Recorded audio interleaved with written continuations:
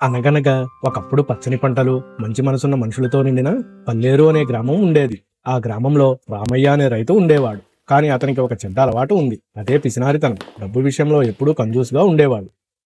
రామయ్య దగ్గర పెద్ద వ్యవసాయ భూములు, మంచి పంటలు ఉన్నా అతను మాత్రం ఎప్పుడూ సంతోషంగా ఉండేవాడు కాదు. ఎందుకంటే అతని మనసు డబ్బు మీదే ఉండేది. అతని భార్య పిల్లలు ఏదైనా కావాలని అడిగినా రామయ్య వెంటనే కోపంతో బిగ్గరగా అరిచి ₹1 కూడా ఖర్చు పెట్టడానికి ఇష్టపడేవాడు కాదు. గ్రామంలో ఎవరైనా కష్టాల్లో ఉన్నా సహాయం అడిగినా రామయ్య వెంటనే తప్పించుకుని నాకెందుకు అని చెబుతూ కరుణ చూపేవాడు కాదు. పంట కొయ్యడానికి కార్మికులు అవసరమైనా వారికి జీతం ఇవ్వాలి కాబట్టి రామయ్య ఎప్పుడూ తప్పించుకునే మార్గాలే వెతికేవాడు. ఇలా రామయ్య ప్రవర్తన చూసి గ్రామంలోని అందరూ అతను దూరంగా పెట్టడం ప్రారంభించారు. ఎవరూ అతన్ని ఇష్టపడేవారు కాదు. ఎందుకంటే అతని మనసు డబ్బులో మాత్రమే ఉండేది. ఒకరోజు గ్రామానికి జ్ఞానవంతుడైన శాంతిమయమైన యోగి వచ్చాడు. ఆయనను చూసి అందరూ సంతోషపడి స్వాగతించారు. యోగి ఒక చెట్టు కింద కూర్చుని అందరికీ ఆశీర్వాదాలు, మంచి మాటలు, ప్రేమ పంచుతూ ఉండేవాడు. పేదవారికి ధైర్యం ఇస్తూ అందరినీ ఆనందపరిచేవాడు. చివరికి యోగి రామయ్య ఇంటికి చేరాడు. రామయ్య మాత్రం అతన్ని సంతోషంగా స్వాగతించకుండా అనుమానంగా తన ఇంటి నుండి వెళ్ళిపోయాడు. యోగి నీళ్లు అడిగినప్పుడు రామయ్య తక్కువ నీళ్లు పోసి అసంతృప్తిగా ఇచ్చాడు. ఎందుకంటే ఏది ఇచ్చినా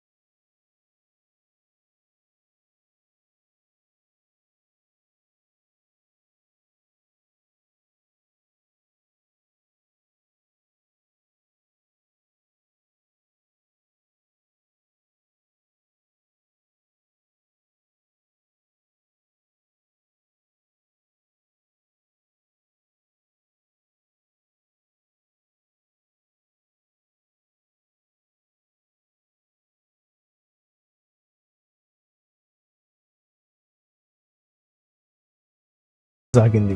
అతను మళ్లీ బుట్టను చూస్తూ ఇంకా సంపదను పెంచాలనే కోరికతో ఉన్నాడు. చివరికి రామయ్య అతను ఆవులను కూడా బుట్టలో వేస్తే రెట్టింపు అవుతాయని అనుకున్నాడు. పిచ్చివాడిలా ఆవును బుట్ట వద్దకు లాగడానికి ప్రయత్నించాడు.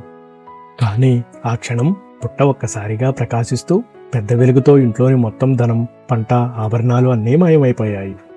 రామయ్య షాక్లో కూర్చున్నాడు. సంపద పోయి గది ఖాళీగా మారినప్పుడు అతని మనసు కూడా ఖాళీ అయ్యింది. అతను పశ్చాత్తాపంతో కన్నీళ్లు పెట్టుకుంటున్నాడు. అప్పుడు యోగి మళ్లీ రామయ్య ఇంటికి వచ్చాడు. ఏడుస్తున్న రామయ్య పక్కన కూర్చుని ప్రేమతో చూశాడు. యోగి రామయ్యకు శాంతంగా చెప్పాడు, డబ్బు జీవితం కాదు రామయ్య. దురాశ ఎంత పెరిగితే అంతటి నష్టం తెస్తుంది. ఇతరులతో పంచుకుంటేనే నిజమైన ఆనందం లభిస్తుంది. రామయ్య తన తప్పు గ్రహించి యోగికి నమస్కరిస్తూ క్షమాపణ కోరాడు. ఇకనైనా మంచి మనిషిగా మారతానని హామీ ఇచ్చాడు. ఆ రోజు నుండి రామయ్య పూర్తిగా మారిపోయాడు. ఇక డబ్బు దాచకుండా పేదవారికి, గ్రామస్తులకు సహాయం చేసేవాడు. అందరూ అతన్ని ప్రేమించేవారు. చివరికి నిజమైన ఆనందం అతని జీవితంలోకి వచ్చింది. నా వీడియోస్ నచ్చినట్లయితే please like, share and subscribe my channel and please support my channel.